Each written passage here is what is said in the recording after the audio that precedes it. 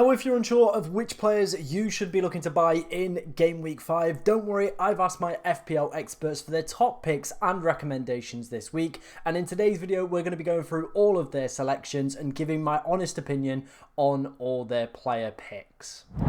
Now, before we dive into today's video, if you do enjoy any of the content that you see on the channel, please be making sure to subscribe, like, and of course, get your comments in as well, as we are trying to hit 10,000 subscribers by the end of the year, and it is only possible with your guys' help. Right, let's take a look at the first player that was recommended. I feel this one is a fairly obvious one, especially with some amazing fixtures coming up. Of course, it is going to be Ole Watkins. He was super impressive in the Everton game, and I feel so far this season has probably been a little bit unfortunate. Definitely could have came away with more attacking returns than the kind of 3 that he's got so far as well. As you can see, decent data as well that he's putting up. Plenty of shots in the box as well. Big chances created. He has got a lot going off for him. The fixtures are definitely there. Most seasons, this would be it. We would be banking on Ole Watkins. We would be all in on him. Every chip, that's it. Boom, Ole Watkins. This season, though, however, something has changed. Obviously, you know, there was European football last season. That isn't the issue. It is, of course, Duran.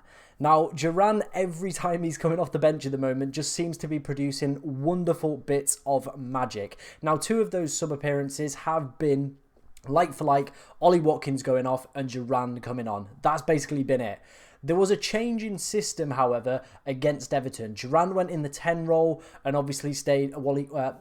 Ole Watkins, stayed on up top as well. So maybe that's what we're going to see further going forward, and maybe it could be worth that gamble with the amazing fixtures. However, when you rebuff 40 offers for Duran over the summer, I do feel like they've got to have promised him at least some decent minutes as well. It's going to be interesting to see how they line up tomorrow against young boys as well. If we see Watkins maybe start that one, play a full 90, could be a little bit shaky going into that weekend. Maybe we could see a substitute around the 60th minute again. That is the only thing putting me off when we are paying this more premium price for Ole Watkins this season, is I don't want a player coming off around the 60th minute for Duran. I want a player, when I'm playing the big bucks, to be seeing out a lot of games and seeing a lot of minutes as well. However, he is a fantastic player, and if you do get the gamble on the minutes right and it does work out, he could be a wonderful and fantastic player to go and own with a great set of fixtures. We know what this lad is capable of in the Premier League, so could work out. However, it is those minutes and Duran kind of factoring in that is slightly putting me off going for Watkins at the moment. But obviously that Champions League game could massively change things if we see Duran start and maybe Watkins only come on for a substitute appearance. That for me would maybe signal that Watkins is more the big game player, so we'll see more Premier League minutes. However, with more European football coming up over the course of October and November, it could start to be a little bit of a problem for Watkins' minutes. Let me know in the comments if you agree with any of that, or of course disagree. Let's move on to the next 2 players that were recommended. Now, this obviously is off the back of the news today that Visser is going to be out for a few months. I'm going to flash up the quote from Thomas Frank, and it basically says they're going to be looking for alternative solutions. Now, a lot of people were eyeing up the double up of Visser and of course Bryan Mbeumo for their Game Week 6 wildcards, or transfers in for Game Week 6 as well, because Brentford realistically go on this amazing run where you could keep their players ideally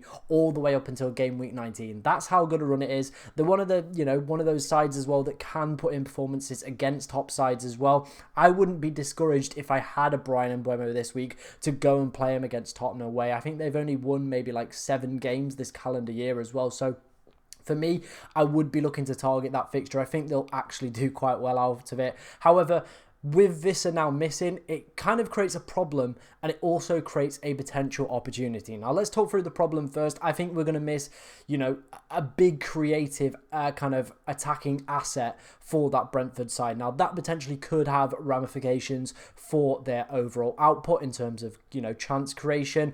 That could then lead to a decrease in points and obviously goals and assists for Bryan Mbeumo as well, which is not really what we want when they've got this great fixture run. However, the kind of solution, or maybe not even the solution, but the opportunity that it does create is, of course, the man on the left that was, again, in the recommendations from the FPL experts. It is Sade. Obviously, He's coming in at 5.4 million. He can play up front. He can play on the left. And looking at some of the Brentford accounts, they do believe that this guy will be playing as the striker. Now, Bryan Mbeumo obviously can play up top as well. That, if he's up there as well, that makes him an absolutely fantastic buy going into this great fixture run as well. So if he's playing up front on penalties, out of position, that one could be a bit of a cheat code. But Sade at 5.4 million, could also be a great player to potentially keep your eyes on. Maybe if you're on that game week 6 wildcard, see what position he plays in game week 5. Maybe if you want to get in early as well before potential price rises, this could be the week to do it. He can play on the left. He can also play as a number 9 as well. It's not like Brentford though are short of competition within those places, so maybe he isn't. However, I feel because he's already played in this position under Thomas Frank, we might see him be deployed as the number 9. However, if you did go for Visser, let's take a look at some potential replacements that came in from the experts. It is Calvert-Lewin and it is Jamie Vardy. Now, both of these guys have got absolutely fantastic fixture runs coming up for both of them. I know they play for lesser sides. However, one of the big factors I think that's got, going in their favour for both of these guys is no European football. They will most weeks just be playing Saturday to Saturday or, just weekend to weekend. There might be the odd Carabao Cup game thrown in there. Obviously, if these teams do progress a little bit later, that's obviously then when problems do start to arise. However, if they're just playing Saturday to Saturday, you're probably going to guarantee that they're going to start. Now, Calvert-Lewin's minutes are very, very secure. It seems like he's obviously dealt with, his injury issues that he's had over the past few seasons and managing to keep himself fit at the moment. I think he's been Everton's best player in a very, very poor side that just keeps seem to bottle in games. I don't know how it's possible. However, with this good run, you do feel like they need to start picking up some points and definitely, starting to move away from those relegation places. And if you look at the XG created for this side and some of the, positions they've been in, they could have been easily miles away from this, kind of comfortably sitting mid-table at this point already in the season. But things haven't worked out. However, Dominic Calvert-Lewin, a player who can play 90 minutes, is on penalties as well and has started the season really brightly with a great set of fixtures. I think he could be an ideal Visser replacement as well. Same goes for Jamie Vardy. Now, I spoke about him in the transfers targets video. I really like it, and I kind of alluded to the fact that the only thing that would be putting me off is his age and whether or not he can continue to do it as the season does progress. He is starting to get older. He is 37 now. However, he is just a natural finisher. Jamie Vardy knows how to find goals. I think the lowest season he's had in the past 10 years of playing football was 5 goals, and that was the year that Leicester were relegated. And he did feature quite a bit. However, his minutes were kind of chopped around with a lot of substitute appearances, obviously dealing with certain injury issues as well. I feel now he is one of their main attacking options. Again, a penalty taker.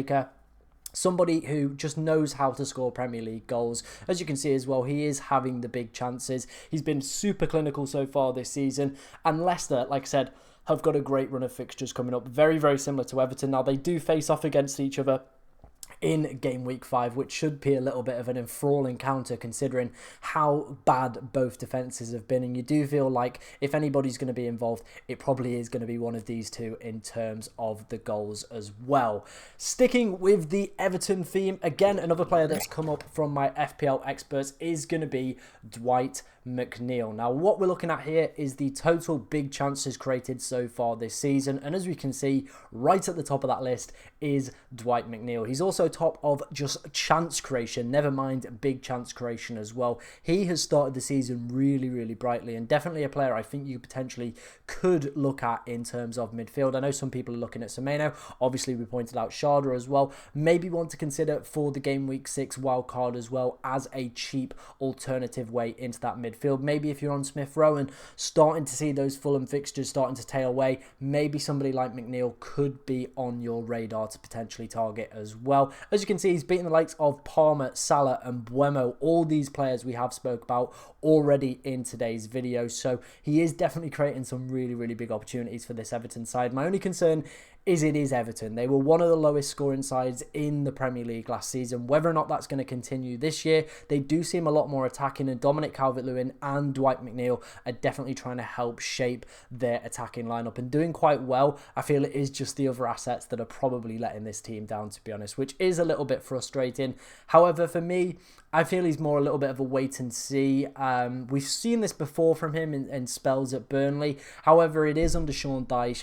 They're usually not very attacking teams. However, the fixture run is really hard to ignore. But if I had to pick between one of the two, I probably would be picking Dominic Calvert-Lewin. I feel he's more a 90-minute man on penalties as well. So for me, that one seems like a little bit more of a no-brainer in my opinion. But for 5.4 million, he could be a great differential to potentially go for. Right, let's finish up. Let's take a look at our final player in today's video. Another one that was recommended by my experts. It is going to be Luca Digne. Now, if this is your first season playing FPL, welcome to the annual Luca Digne. Pops up in people's recommendations and transfers for some reason because he just puts in a couple good performances, then all of a sudden gets dropped, red carded.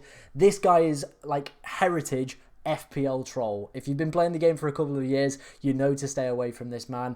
And yeah, that's what my recommendation is going to be. I think he has obviously performed exceptionally well and has been Villa's starting left back. However, now they've got European football coming up. They signed Maddison for big amounts of money, and every time he's come off the bench, I feel he has been super impressive. I'm expecting him to start in the Champions League game, and if he puts in a really good performance, you could see him dislodge Luca Digne going forward as the Premier League left back. It does seem like he is first choice at the moment. However, with such stern competition and European football coming up as well, I feel he could see some potential rotation. So again, very similar to Watkins, there are two players in each of these positions where the quality is so good with the backup that even though the fixtures are there, I think with Champions League football, there's going to be some rotation. There's going to be some heartbreaks. Now, if you can time it correctly, it's going to be amazing, and you're definitely going to be doing it. However, for me personally, I do like to have players that are more nailed, feature regularly, and don't have that risk of rotation or being dropped from the side, or obviously risking any bench-ins as well. So for me, I would say it is an avoid. Obviously, like I said, if this is your first season, welcome to the annual Luca Digne troll session. He will pop up at some point with, you know, a 0-pointer or a red card, or be benched for no reason for a couple game weeks in a row. It will happen. It's just the way that Luca Digne rolls. That was the FPL Experts video for this week. If you did enjoy it, make sure you're hitting that like button, subscribing, like I said, as we are trying to hit 10,000 subscribers, and get your comments in as well if you've got any questions about your team. And of course, let me know what you think of today's picks. But thank you very much for watching today, ladies and gentlemen, and good luck in Game Week 5.